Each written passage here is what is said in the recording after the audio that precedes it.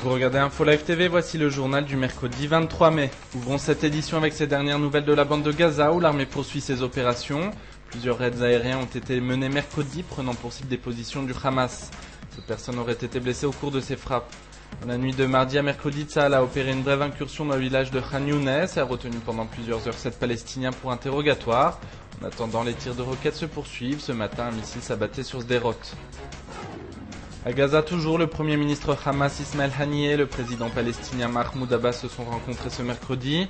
Les deux hommes ont annoncé leur intention de parvenir à une solution pour maintenir le cessez-le-feu qui prévaut entre le Hamas et le Fatah, dont les deux responsables sont respectivement issus. Cette rencontre avait également pour objectif de rétablir la trêve avec Israël.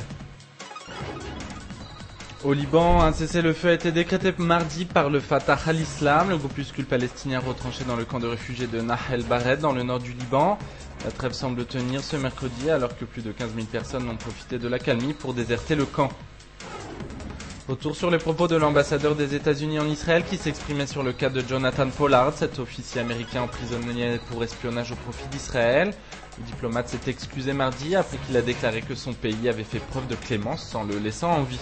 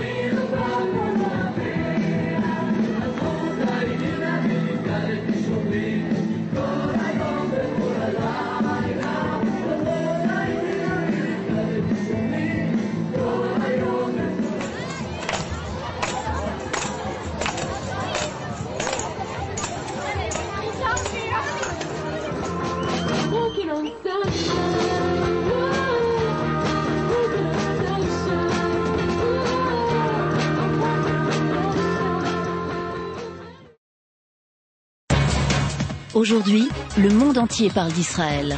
Mais qui parle d'Israël au monde entier, en temps réel, en 4 langues et en direct de Jérusalem? Infolive.tv, la première chaîne de télévision internationale israélienne. 24 heures sur 24, 7 jours sur 7, suivez de l'intérieur l'actualité d'Israël et du Moyen-Orient.